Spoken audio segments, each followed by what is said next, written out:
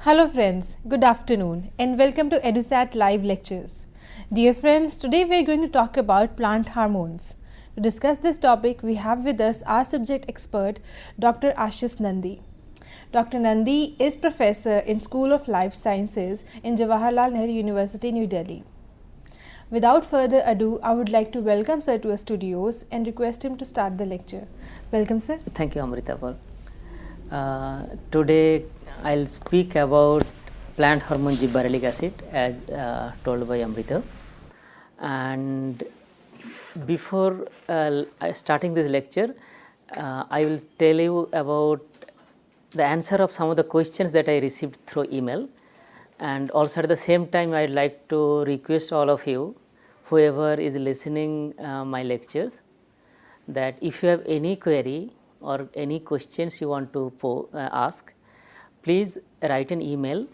My address is given here in below, Ashish, ASHIS _Nandi, NANDI @yahoo.com. So you can even if you want to have a study material, if you need to tell me which course you was reading, whether BSc, MSc, what is the major subject, and all the any related topic, especially if I am teaching, I will send you the PDF files through email. You can read them. So before going further, first let me begin with the questions that I have received this week. So here is a question which came from Mr. Oshin Patel from Gandhinagar, Gujarat. So I am just reading out his email. He wrote, I have come across your mail ID through net. I have been watching your videos in which you have explained impact of auxin and cytokinin on plants. I am a farmer based at Gandhinagar, Gujarat. I grow melons and vegetables in summer, groundnut in monsoon and potato in winter. My concern is whatever crop I am growing short period like melons and potato and long term crop like groundnut and eggplant, there is always problem of continuous root growth. Even after supply of organic manure and chemical fertilizer, I have come across some articles stating application of IAA or GA can induce root growth to some extent. Can you please guide about the same?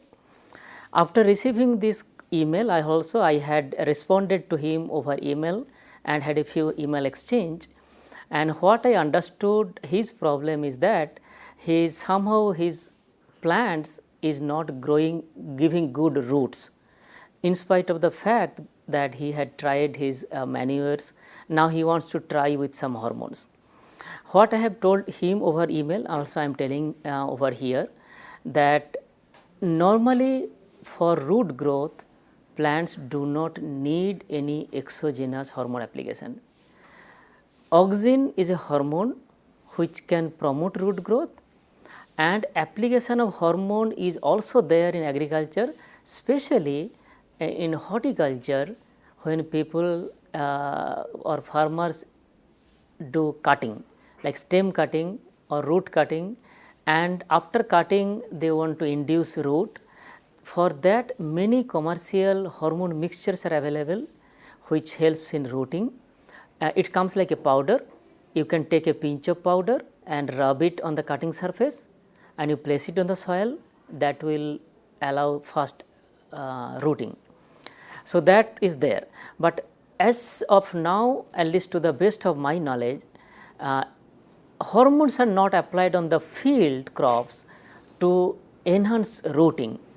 As I said that plants make enough hormone under normal conditions, and what I have suggested him that he should better check the soil nutrient concentration conditions by any soil testing laboratory and then decide what is deficient and what he needs to do. There are many agricultural support there, online platforms are there, and even Kisan helpline is there where somebody can help him. So this was the first question of Ashwin Patel. I am very thankful to him for asking this question. So the second question was asked by a student from Delhi. Her name is Stuti, and she asked about a specific question about what I showed in the previous class. There was a mutant of maize that's called VP1 mutant or VVPRS1 mutant. So the VVPRS1 mutant shows germination in the cob. So she wants to know that why VP1 mutant showed germination in the cob. So before going, let me show you this slide that I showed you in the previous class. This is a corn or maize cob. Here some of the seeds started germinating as still when it was intact in the mother plant. A similar phenotype also I showed in Arabidopsis. Here this is wild type Arabidopsis. After maturation it will shatter and then it will fall up, but a mutant will germinate when it still is in the mother's body. So they are called viviparous germination, and the answer lies in the ABA signaling. So what I told in the previous class that plant hormone abscisic acid plays a very important role in what is called as systematic dehydration. So after embryogenesis is complete, the embryo forms cotyledons or endosperms form depending on the type of the seeds, and then once the development is complete, then the seeds undergo systematic dehydration. Water gets removed, and that is the process is facilitated by plant hormone abscisic acid. So the many times if a plant is defective in ABA signaling, then they show that disruption of the systematic water withdrawal, which results in early germination, and abscisic acid also is a negative regulator of germination. So just look at this slide which I showed you earlier. These are the ABA responsive genes. These ABA responsive genes are activated by transcription factor. However, this would activate only when it is phosphorylated, and this phosphorylation of transcription factors are carried out by kinases like SNRKs, and then which are further activated by ABA indirectly, because the phosphatase would not allow it. So ABA would inactivate the phosphatase, thereby allow the phosphorylation and allow the transcription factor activation. So the VP1 mutant of Arabidopsis is a defective in this transcription factor, which contributes to this ABA signaling, and SNRK2 was the mutant of Arabidopsis that I have showed you. So I think now Stuti should understand why the Arabidopsis showed germination in the as a viviparous germination. And my next question is from a student from Himachal Pradesh. His name is Amandeep. Amandeep asks me many questions, and his questions are really very interesting. And I have selected one question which at this time is why there are so many gibberellic acids when there is only a few types of other hormones like auxin and cytokinin. The question is very interesting. It's difficult to answer, but however, I will try throughout this lecture. Sometimes at the end of this lecture, I will try to explain what could be the possible reason why abscisic acid and another hormone actually is ethylene. Ethylene, abscisic acid, these two are chemically similar molecules. However, auxin, a few types are available, and even gibberellic acid, quite a few more types are available. So, why it would be something like that? So, that I will tell you today, and that is from that question I have taken my class, today's class lead, to speak on gibberellic acid. So, gibberellic acid, almost all of the students, whoever is watching this, have definitely been familiar with. That is a plant hormone. This plant hormone promotes growth, development, and it has a many agricultural application. So, before going to its agricultural aspects or before going to signaling aspect, let me tell you its discovery. It is a very wonderful discovery history. This hormone was identified from first time from a fungus which infects rice. In fact, many of you who have experience in growing rice in the field, you will see that quite often sometimes some plants of rice get much elongated, much more than the rest of the plants. So, it becomes taller than any of them, and eventually that do not give any productive rice, and farmers throw them out. So, this is in English it is called foolish seedling disease, and this disease is caused by a fungus, and purification, isolation, identification of GA signaling has been initiated from understanding this plant fungus interaction. So, this is a as I told you, I will show you some of the figures. This is a paper which I have read and taken many information from this. This was published in 1957. The title is The History and Physiological Action of the Gibberellins. It was written by Bruce, Stroh and Yamaki.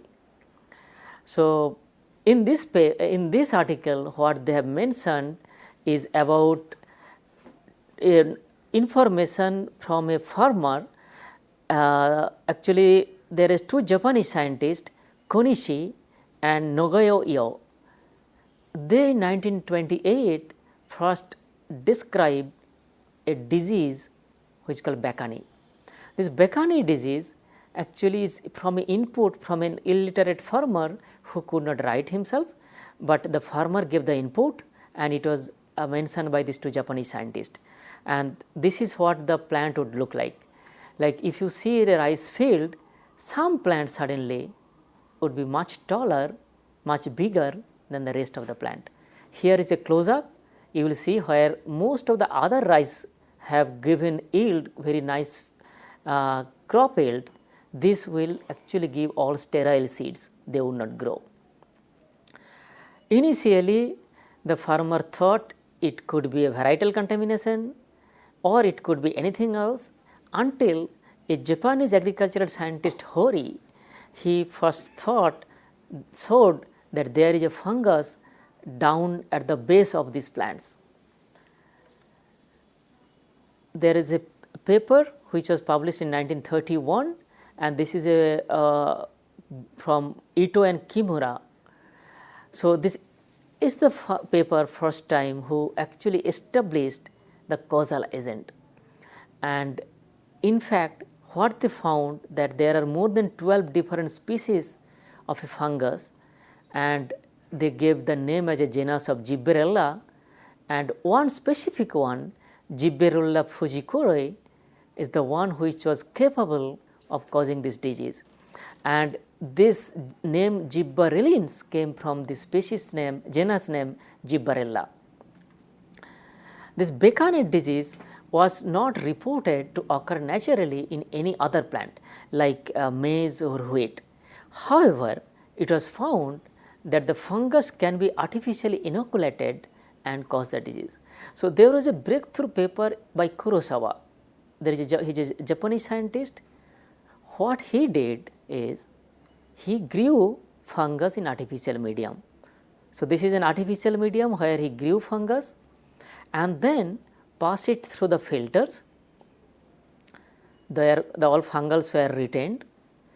and then he took this extract and then boiled for 3 hours. So, it is assumed that when you boil for 3 hours, none of the fungus will be alive. So, this extract will be fungus free. And what he found that this extract filtrate boiled was capable of causing Bekane disease in rice plants.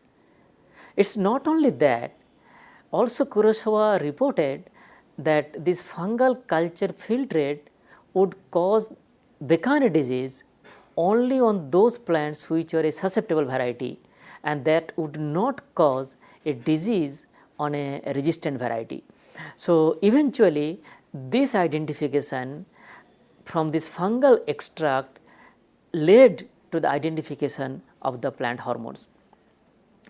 And this is again from the Japan. Actually, gibberellic acid identification, early identification, all credit go to Japan. So, this is another pair of Japanese scientists, Iwamoto and Sumiki.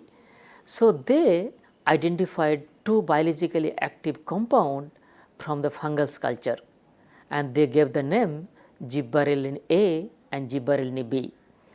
And later 1950, structure was identified from a collaboration between Japan and the West laboratories. So, this is a paper in Science which was published in 1951, and that is the time when first time a plant growth stimulating hormone was identified from immature bean seeds. Please note that the year 1951, because this is the time by which actually auxins were identified and cytokinin research was being in full swing. So, people's scientific community were interested in identifying these kind of hormones. So, this was the laboratory. What they did is they identified they extracted bean seeds, and from the bean seed extract they have applied on a fresh bean. What they found that certain extract of the bean seeds can elongate bean plant. So, the same age, this is non-treated control and this is a treated control. So, with the treatment of gibberellic acid, plants grew much longer. So, gibberellic acid became a growth promoting hormone.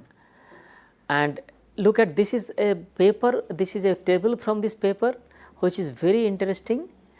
What they did, maybe it is difficult to read for some of you, but nevertheless what you see here is the internode, and then it is written first, second, third, fourth and fifth. Every row has two lines. The upper line is check, means control. They have not applied the bean extract. In the lower line, they have applied the bean extract. See here the internode length. In the first case, where internode length was 54 in control, 117 after GA application, what we call today is GA, but otherwise you should read as plant bean extract. In the second column, you see where it is 32 is 120, third is 25 and 10, fourth is 0 and 57. That means you see here where there was no extension in the check for the fourth column, here there was a 57 millimeter of growth in the GA treated plant. So, this bean extract can effectively elongate internodes of bean plants. Now, the question definitely would arise, because I told you GA was being discussed when already plant hormone auxins were identified, and auxins also promoted plant growth. So, what could be the characteristic different from gibberellic acid to auxin? And answer is there are quite a many. First thing is that they have a different chromatographic movement. So, what it means?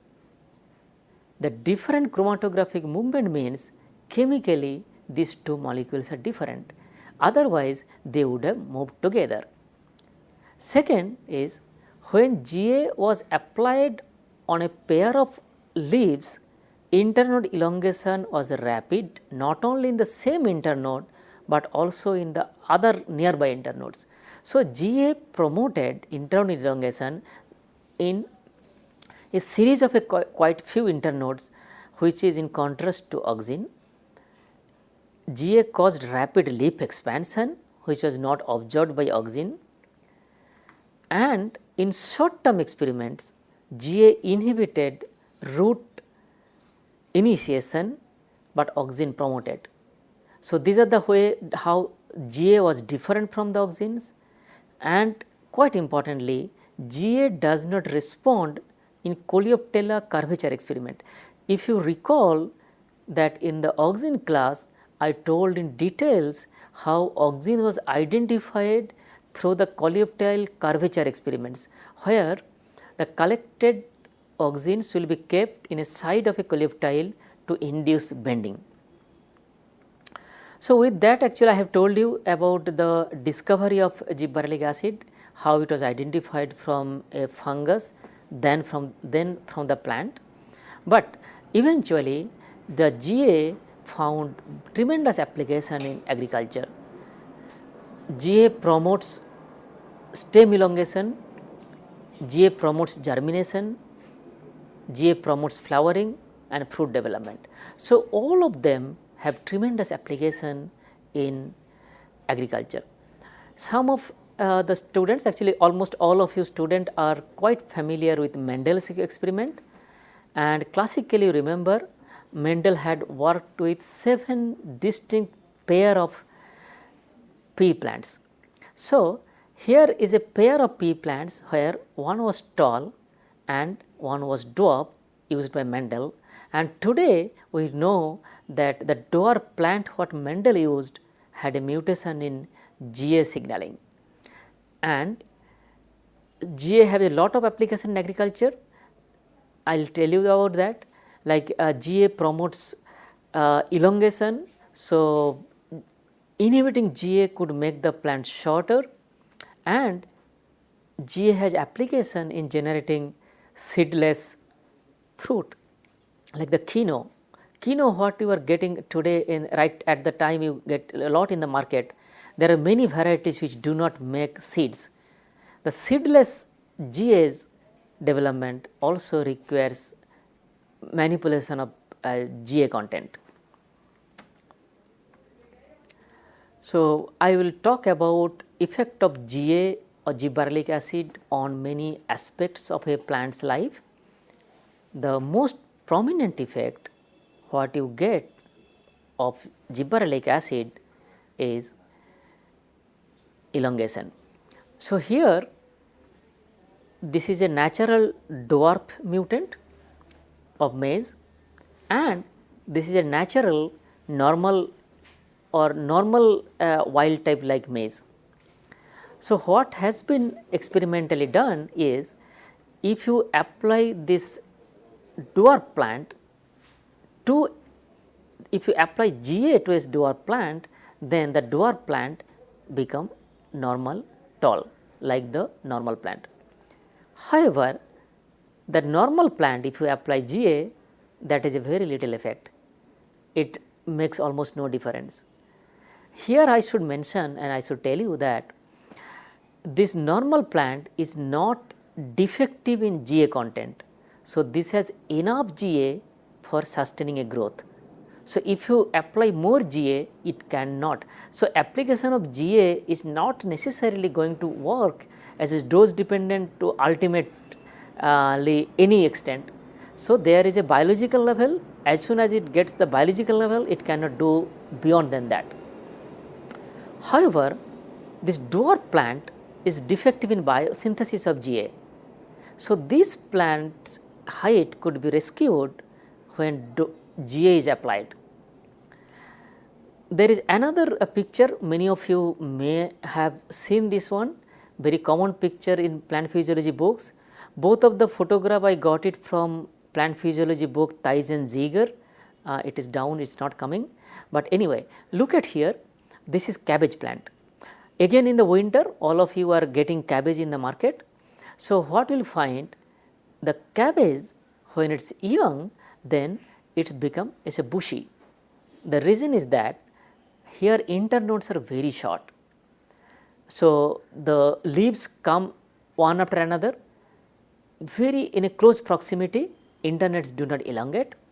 Now, when GA was applied in these plants, then you can see it has become so tall that one full size gentleman has to take a 5 feet ladder and stand to reach the top.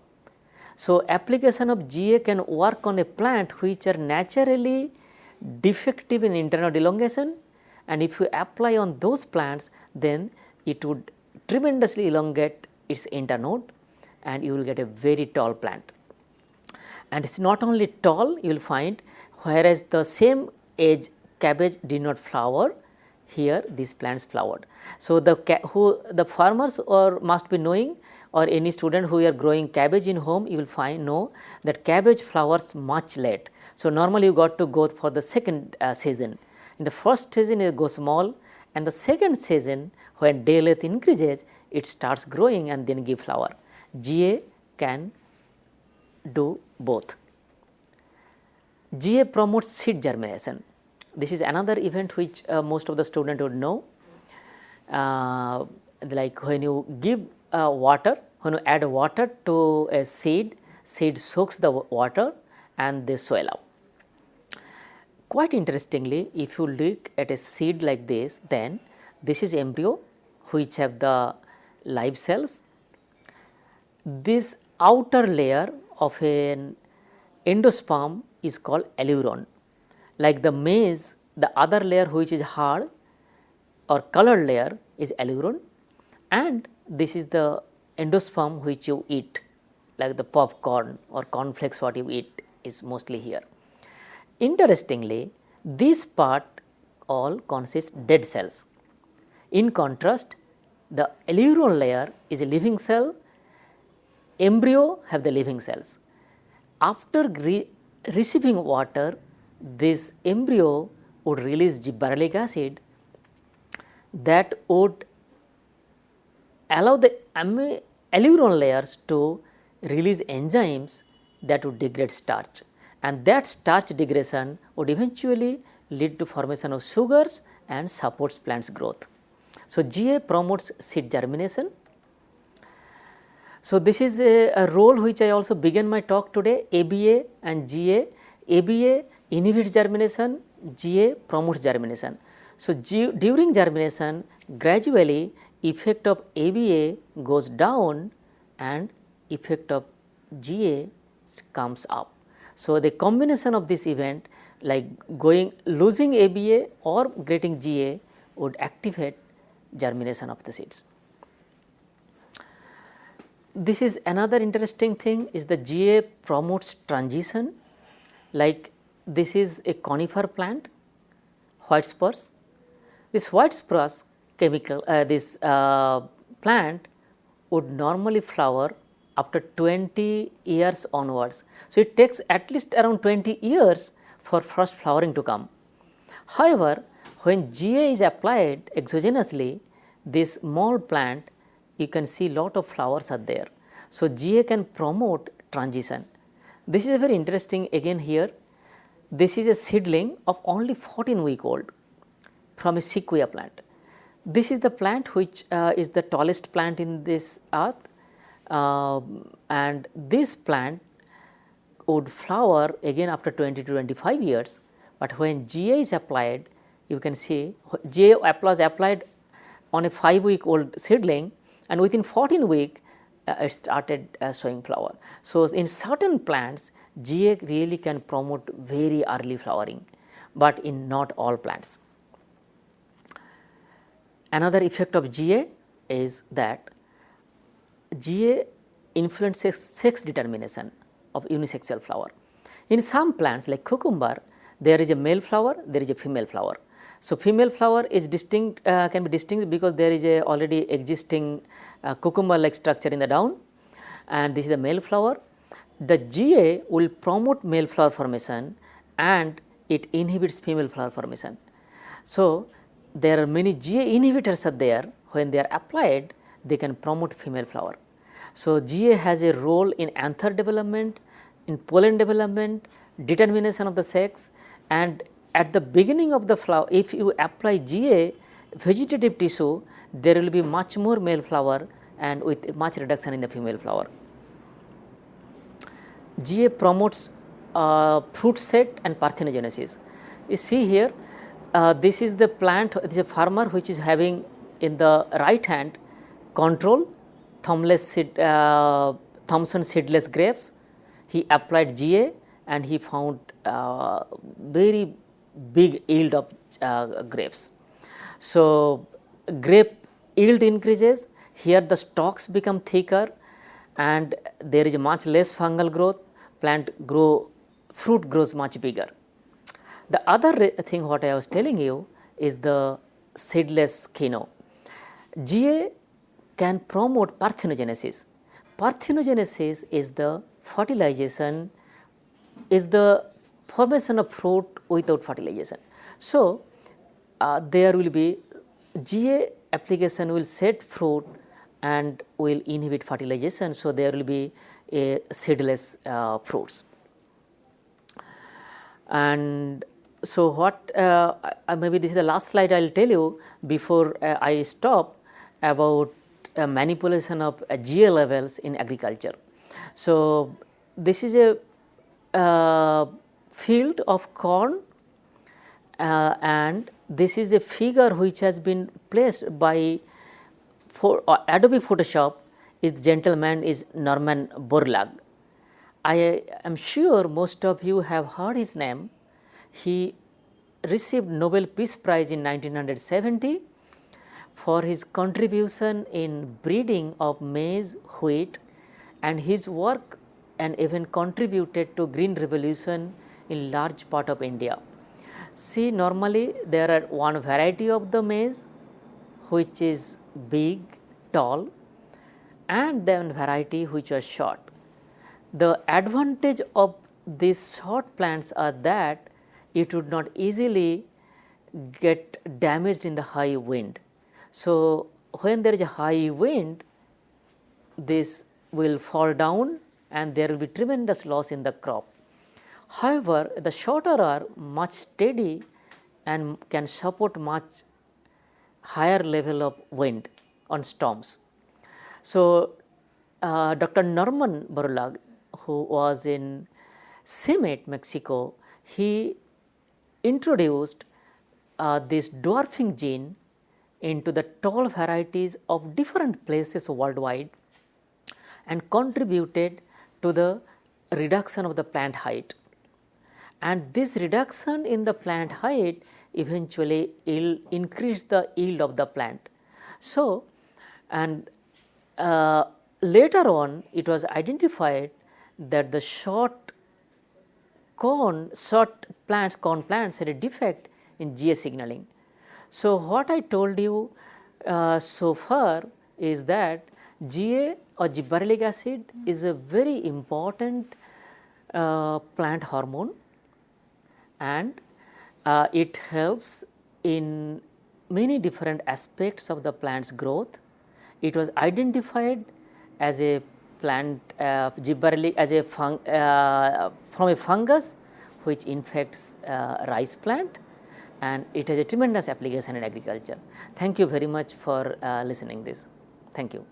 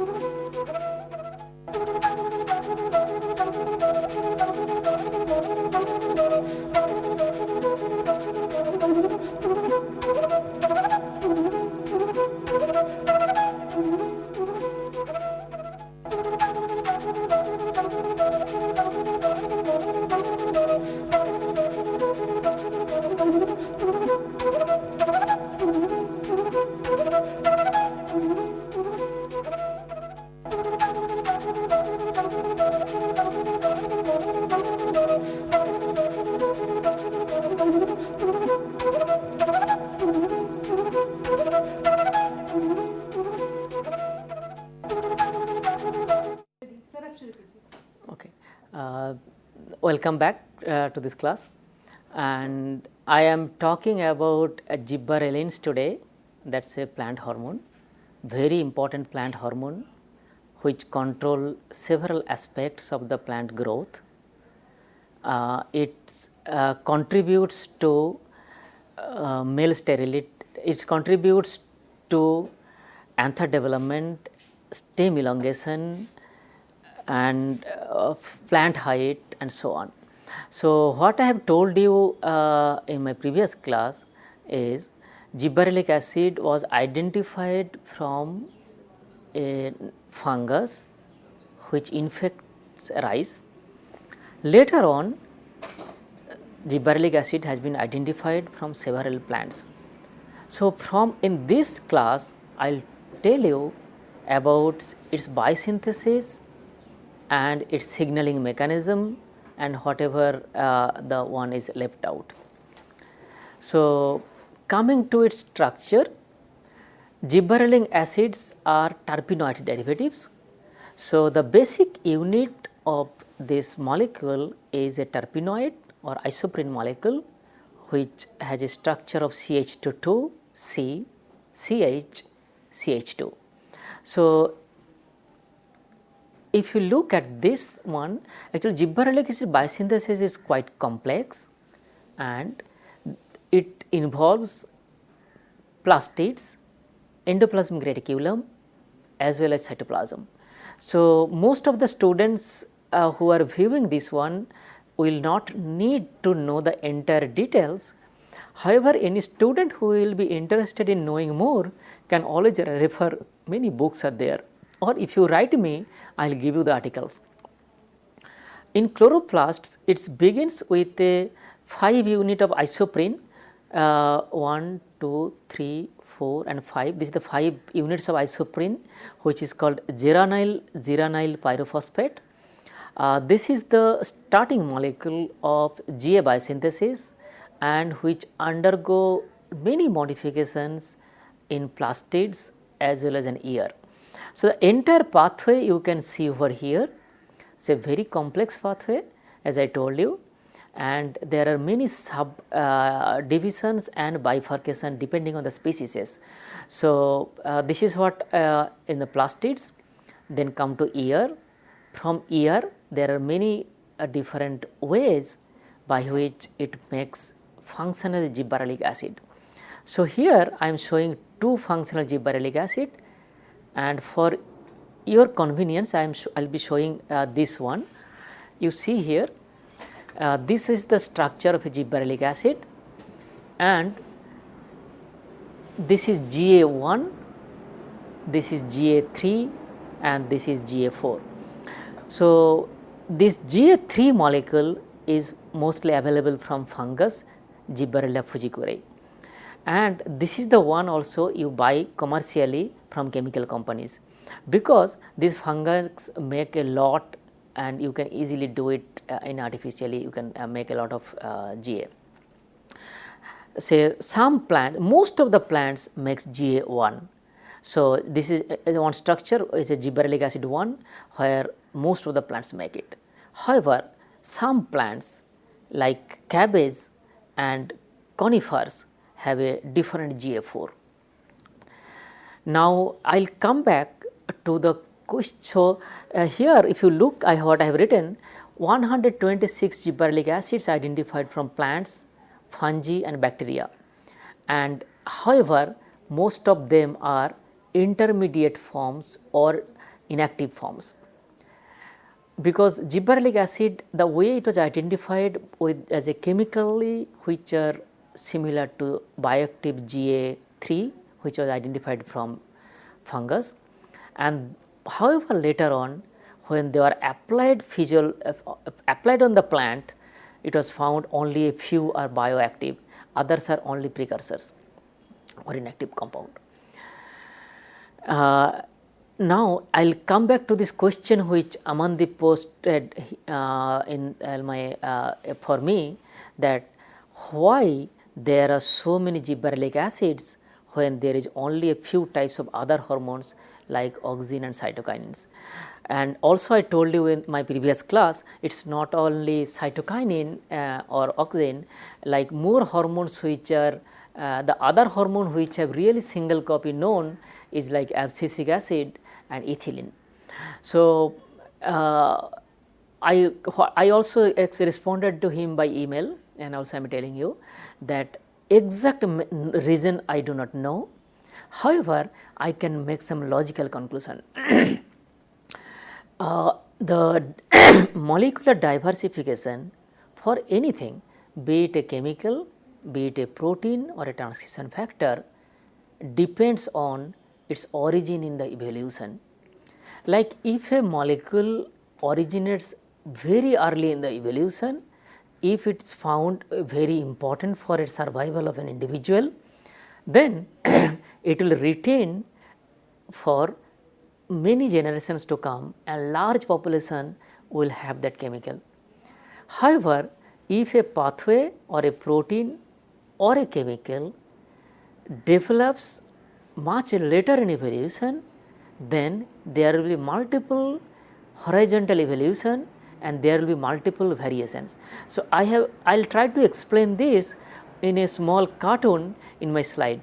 So, like if you see that evolution of organism and number of species, say let us assume that this is how the species starts evolving and number of species increases as in evolution. Now, if evolution of an molecule like the orange molecule took place sometimes very early in evolution at this phase, then all the progenies and all the organisms which evolved from that individual will carry this particular property. Similarly, if this someone was evolved very early, then it will be there in all the individuals. For example, let me tell you, like amino acids, nucleic acids, these are the very basic blocks of life. So, every individual in this earth have amino acids and nucleic acids.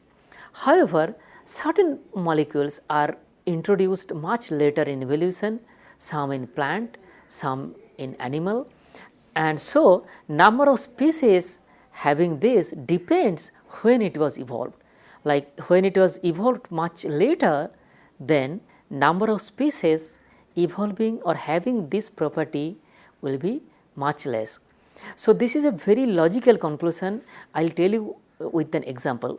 So, look at this slide which I showed you before.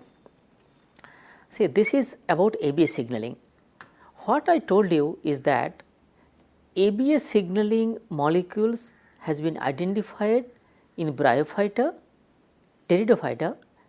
All angiosperms have ABA signaling, and all of them have very same molecule, structurally chemically same molecule. However, it was not there in the algae because ABA is required for dehydration maintenance, dehydration tolerance. The moment life came out, or a plant's life came out from the water into the soil, ABA became important. So, ABA came very early in evolution. So, naturally all the plants have retained what is known today as abscisic acid. Now, if you look into GA, gibberellic acid has predominant role in elongation, flower development. So, these are the ones which are required much later.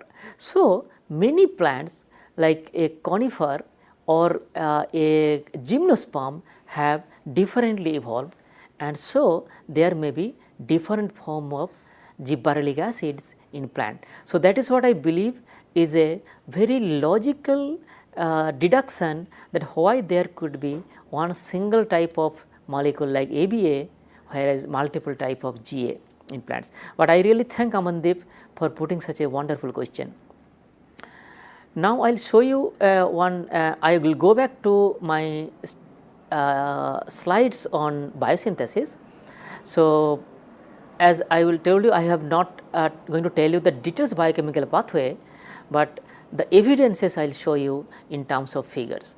Like this is Arabidopsis, this is wild type Arabidopsis plant, and these are many different mutants of biosynthesis. So, biosynthesis begins from this GGPP, geranyl pyrophosphate, and these are the many different biochemical steps and the mutant phenotype.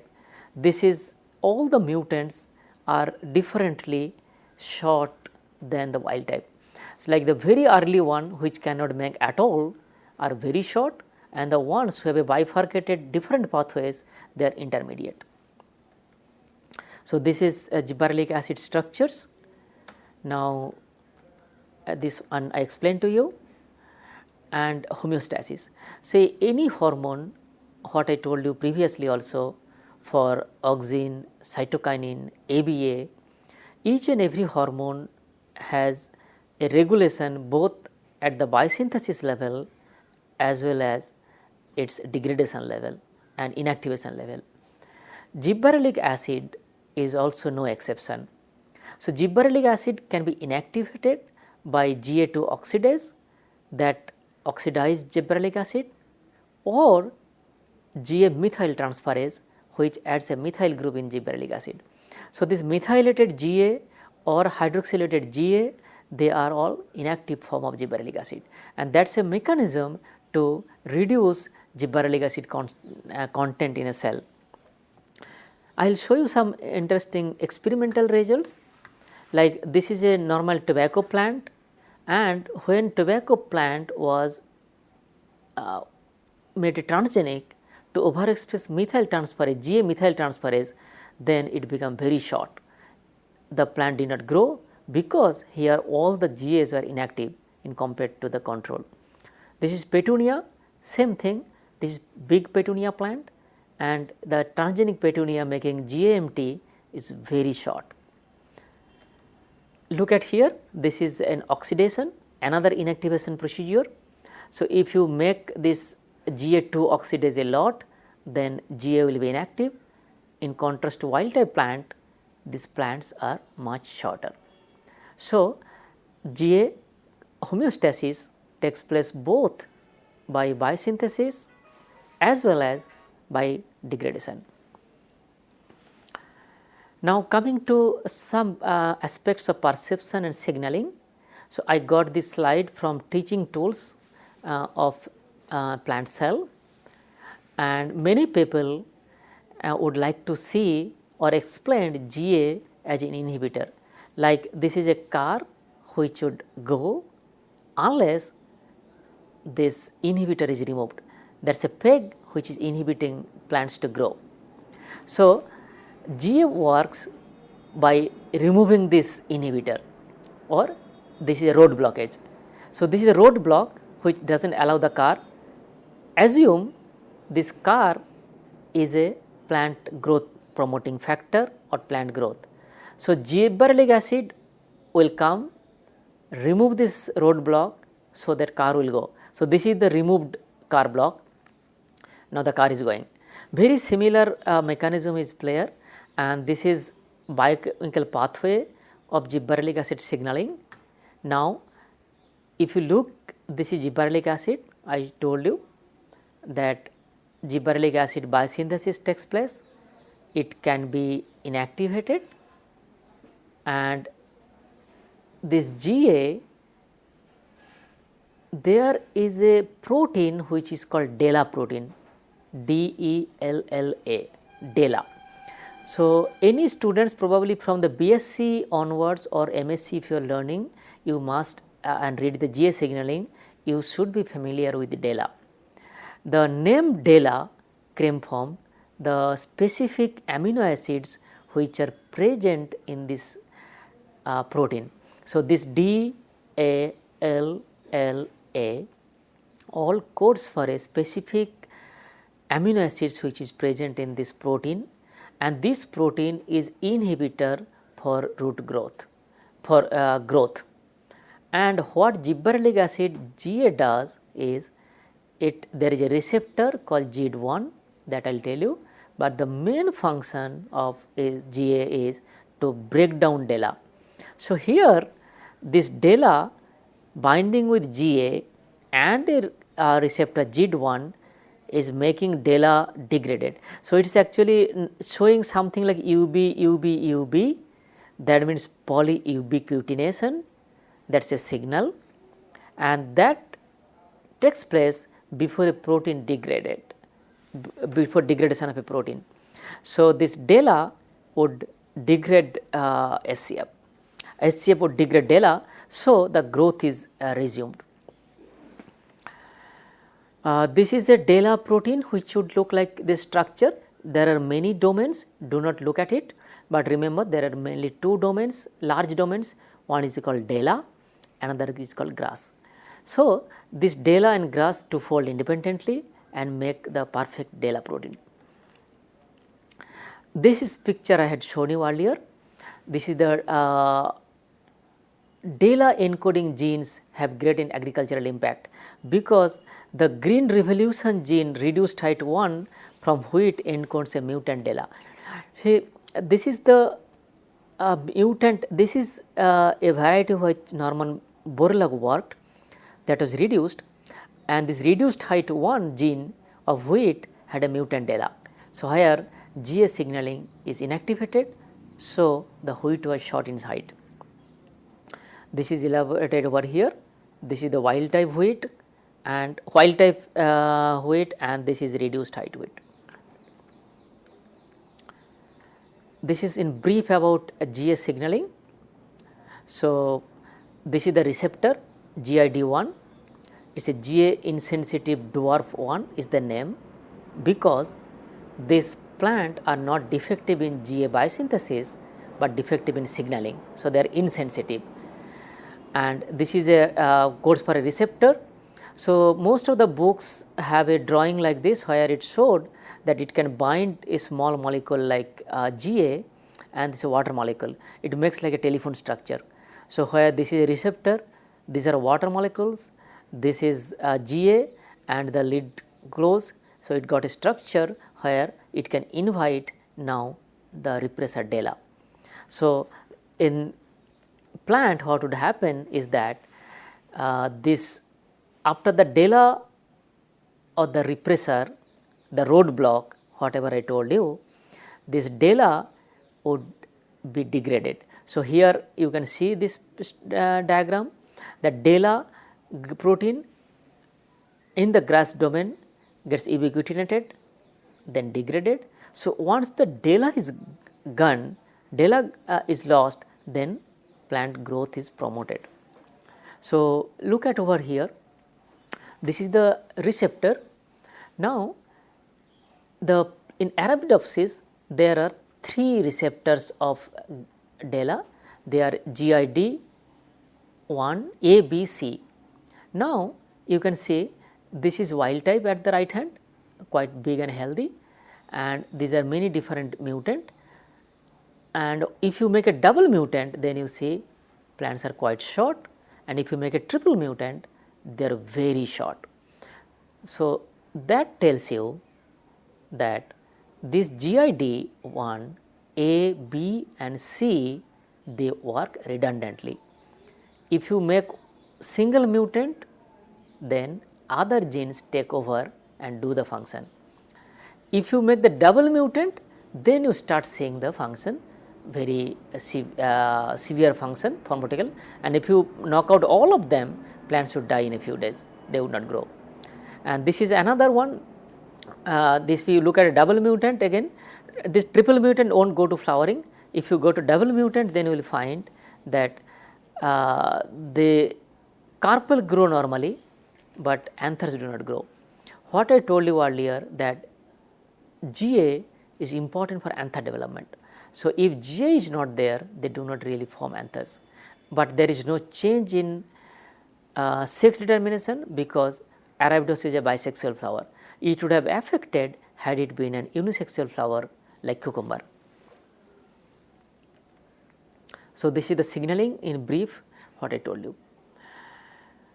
Again, if you look here, this is sleepy, and GID2 encodes a component of the SCF. Now, again let me go back to this slide once again to tell you about the entire pathway. here look, so this GA I told you, this is gibberellic acid, a hormone. This hormone is received by the GID1, is a receptor. This receptor binds with the repressor. So, GA receptor binds with the repressor, and this repressor must be ubiquitinated. So, this is something you can look like as a small tags, small marks. When they are marked, then cell will degrade it. So, these are the mark of degradation, and this mark of degradation is carried out by some group of protein which are called SCF protein. So, these SCF proteins are also very important, play important role in GA signaling. Here I will show you this important, sorry, I could not show you over here. Now, look at this here. This is an Arabidopsis sleepy mutant or rice GID2. This Arabidopsis sleepy mutant is a very short plant where GA signaling is inactivated. Similarly, a rice GID2 mutant GA signaling is inactivated. So, they are much shorter, GA is not responding. Auxin signaling, if some of you recall what I told you, is that auxin can flow in both the way. Like say if you have a agar block, and this agar block, if you put a piece of stem, then auxin will come from the upper one come to the lower one, and that is what also happened in the auxin. Now, if you invert the piece of stem, what you will find that it really would not. So, it is written that unlike auxin, GA is not transported in a polar way. So, GA is the same amount of GA moves from the upper donor block to the lower block, no matter the polarity of the stem segment. By contrast, auxin moves much more efficiently from stem apex to the base.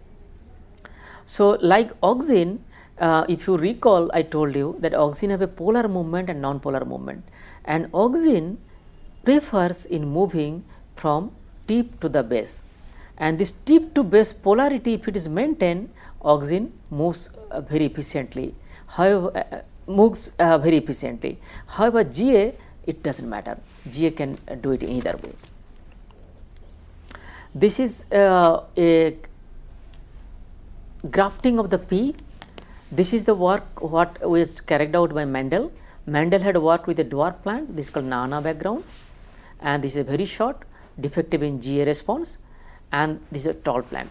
So, what has been shown that when a wild type root from wild type plant was grafted with the Na plant, then the top Na plant also became very big. So, GA is also graft transmissible, they can move long distance in a plant. So, that is what actually so far I have told you about gibberellic acid. So, if any of you follow my last two classes, you should give it a fairly idea about GA, its biosynthesis, its importance in agriculture, its importance in growth. GA influences, like overall summary I would like to tell you in a minute, that is what I have time now. GA was identified from fungus that promotes shoot growth, it promotes male organ growth and inhibits female growth, it affects parthenogenesis. And thank you very much for your attention. I hope you have enjoyed the class, and again I am telling you, in case you need any study material or if you have any question, please do not hesitate to put forward your questions. I will definitely address in my next class. My email ID is ashish_nandi@yahoo.com, ashis_nandi@yahoo.com. Thank you very much for your attention. On this note, I would like to thank sir for this very valuable lecture, and I would like to thank you, dear friends, for watching this show. And for the lectures, please do keep on watching our show. Stay tuned and keep watching. Thank you.